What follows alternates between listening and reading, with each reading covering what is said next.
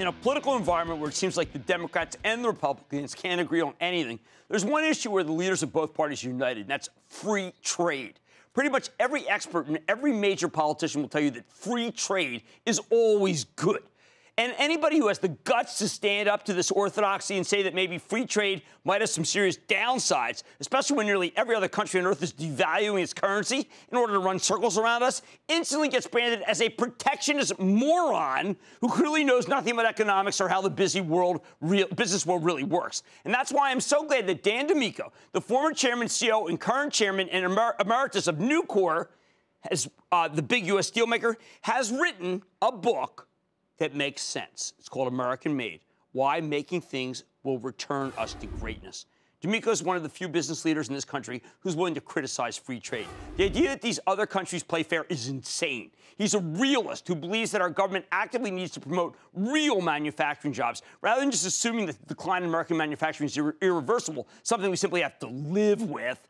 DiMicco is the kind of guy who the believers in the cult of free trade can't simply dismiss. During his tenure as CEO of Nucor from 2000 to 2012, he generated a total return of 720% for his shareholders, dramatically outperforming the steel index and the S&P 500. And during that time, he didn't lay off a single worker. This is a man whom we need to take seriously. That's why I'm thrilled to have Dan DiMicco here with us tonight to talk about his new book, American Made, and what we need to do to get this country back on track. Mr. DiMicco, welcome back to Mad Money.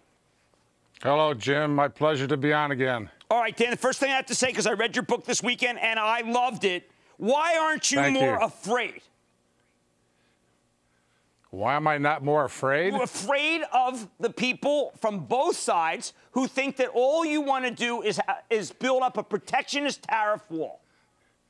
Well, people who use the term protectionist, it's like when you're a kid, you know, sticks and stones.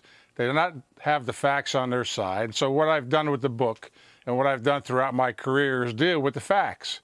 Make sure that you identify the problems properly that are out there and then put together a solution that's facts-based.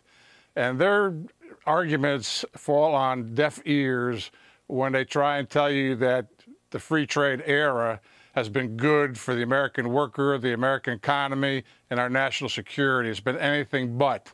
And there is no such thing as free trade in the world. And so I'm a trade realist. I'm an optimist long-term, but I'm a trade realist. I'm a free trader, to be quite honest with you. I'd love to see free trade work. The problem is, when you look at what the world does, there's no such thing as free trade. It's all being manipulated by governments. So you don't think the Trans-Pacific Partnership's that good an idea? Well, let's put it this way. Since 1990, we've had one trade agreement after another. We've got the Chinese favored nation trading status put into a permanent status. We got the WTO, we got NAFTA, we got Korea, okay? And we've got other things that we put into place. And guess what? Over that period of time, we have a $10 to $11 trillion trade deficit in goods. 10 to 11 trillion. Because all people want to focus on are the export side, not the negative effects of those trade agreements on the import side, where our trading partners cheat. Have we ever had a trade agreement where we have a surplus with another country during this last 20 years? Not one. No. And how come no one talks about it? Because it's not what the folks that benefit by the free trade Kool-Aid talk want to have happen, because they benefit by the status quo.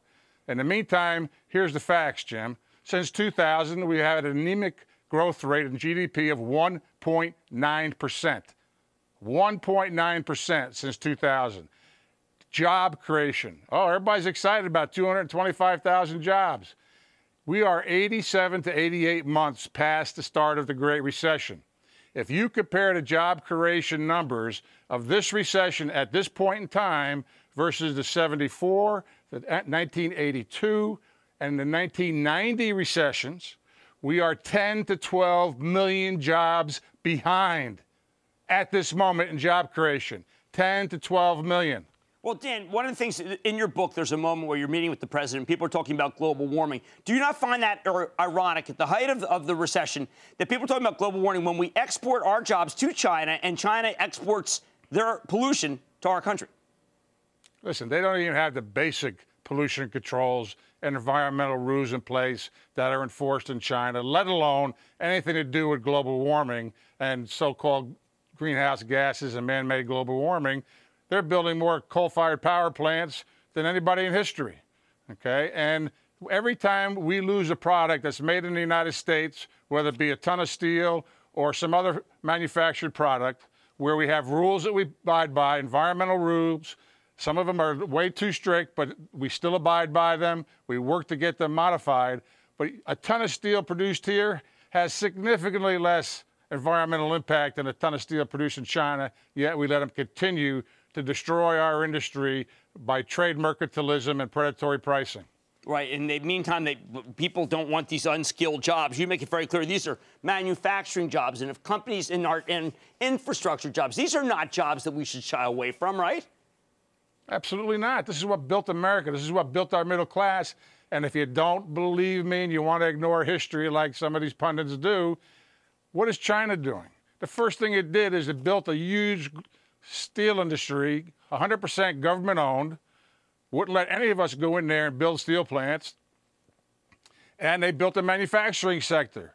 Why? Because our own history and the history of all great civilizations show that if you're a nation that innovates, makes, and builds things, you have a strong economy, you have wealth, you have real wealth creation where everybody participates, not just the Wall Street guys, okay, or the folks at the top of the Fortune 500 companies, all right, but everybody benefits. You have a growing middle class, and it works. Why don't you run for president?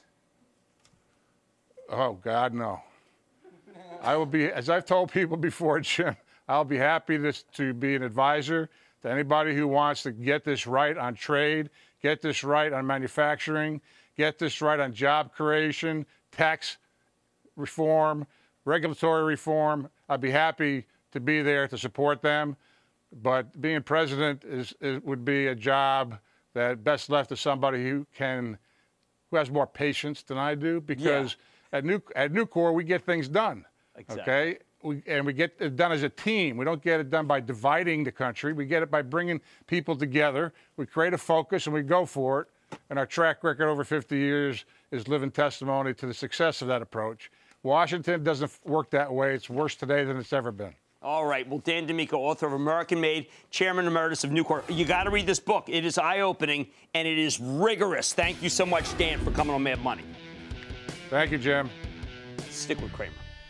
Booyah! Jim Cramer here from Mad Money. Thanks for watching CNBC on YouTube. Click here to subscribe and get the jump on my exclusives with CEOs, plus market news, investing advice, and a whole lot more.